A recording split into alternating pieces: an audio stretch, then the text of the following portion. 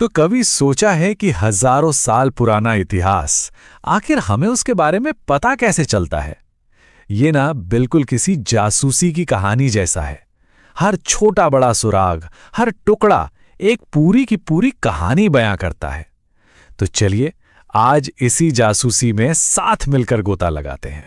तो फिर सबसे बड़ा सवाल यही उठता है ना, कि आखिर वो कौन से सुराग हैं, वो कौन से सबूत हैं जो हमें बीते हुए ज़माने की, अतीत की एक साफ तस्वीर बनाने में मदद करते हैं।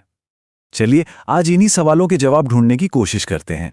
तो देखिए, हमारी इस पड़ताल का प्लान बिल्कुल सीधा सा है।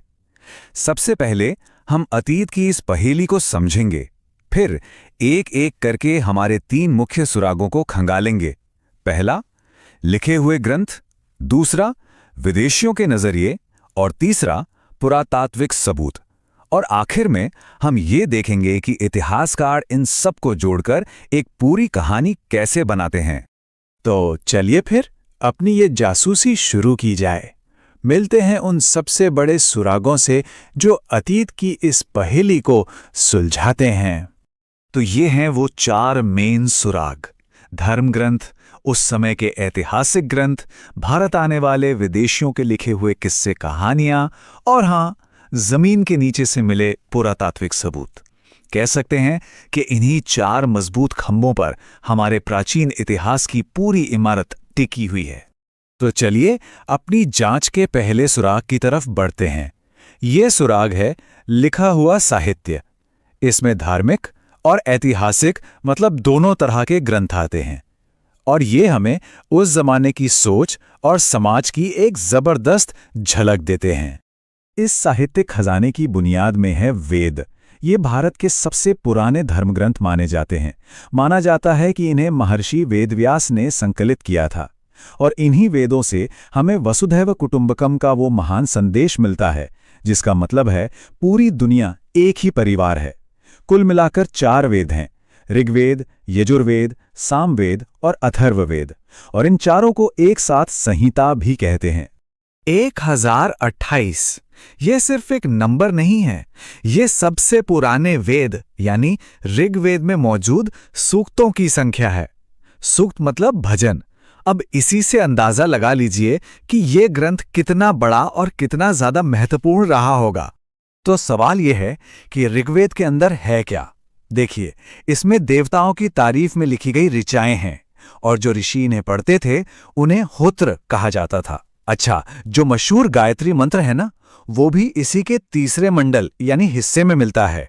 और उस समय के समाज को समझने का सबसे बड़ा सुराग मिलता है इसके 10वें मंडल में, जहां पहली बार 4 वर्णों का जिक्र आता है: ब्राह्मण, क्षत्रिय, वैश्य और शूद्र। ये हमें उस समय के समाज की बनावट की पहली झलक देता है। अच्छा, ऋग्वेद के अलावा जो बाकी 3 वेद हैं वो हमें जिंदगी के अलग अलग हिस्सों के बारे में बताते हैं। जैसे यजुर्वेद को आप एक तरह से यज्ञ की रूल बुक समझ सकते हैं। सामवेद में वो मंत्र हैं जो यज्ञ के समय गाए जाते थे, और कमाल की बात यह है कि यहीं से भारतीय संगीत की जड़ें जुड़ी मानी जाती हैं।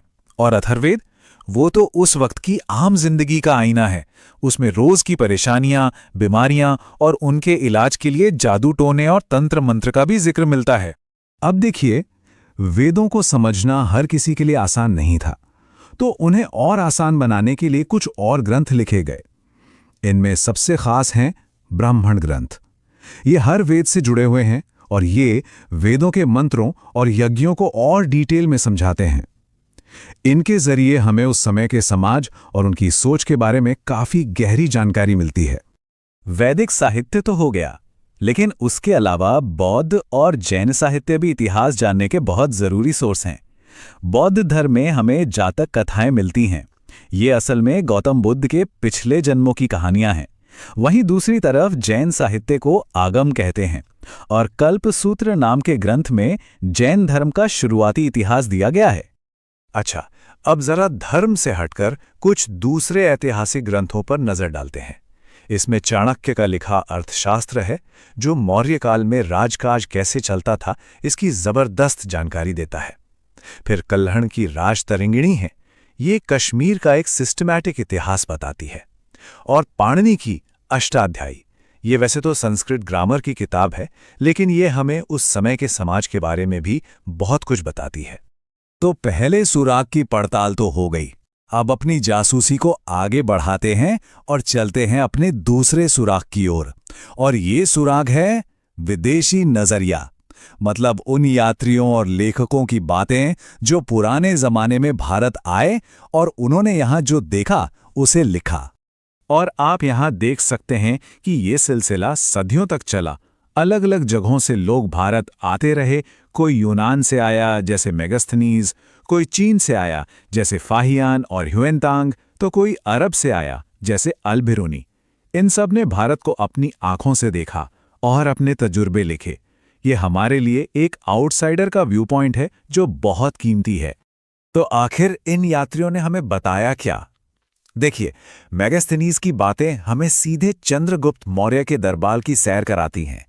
फाहियान अपनी लिखाई से गुप्त काल के समाज की तस्वीर बना देते हैं।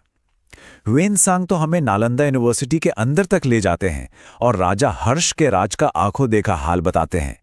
और अल-बिरूनी की किताबुल हिंद तो समझ लीजिए उस समय के भारत पर एक पूरी की पूरी एनसाइक्लोपीडिया है। लिखित सुरागों की बात हो गई, बाहरी नजरिए की भी बात हो गई। अब वक्त है तीसरे और शायद सबसे ठोस सुराग की तरफ बढ़ने का। ये है पुरातात्विक प्रमाण, यानी वो सबूत जो हमें जमीन की खुदाई से मिले हैं।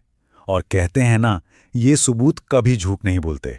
और इस फील्ड में जिस एक इंसान का नाम सबसे पहले आता है वो है अलेक्जेंडर कनिंघम। इन्हें भारतीय पुरातत्व का जनक या पितामह भी कहा जाता है। दरअसल इन्होंने ही एक साइंटिफिक तरीके से इन सबूतों के आधार पर इतिहास को समझने की नींव रखी थी। पुरातत्व का एक बहुत ही जरूरी हिस्सा है शिलालेख, मतलब पत्थर या किसी धातु पर खोदे गए लेख। इन्हें आप उस जमाने के ऑफिशियल रिकॉर्ड मान सकते हैं। जैसे हाथी गुम्फा अभिलेख हमें राजा खारवेल के बारे में बताता है, तो प्रयाग का स्तंभ लेख समुद्रगुप्त की जीतों की कहानी कहता है। ये वो सबूत हैं जो सीधे सीधे राजाओं ने ही लिखवाए थे। अब बात करते हैं उन छोटे छोटे सुरागों की जो अक्सर बड़ी बड़ी कहानियां बता जाते हैं।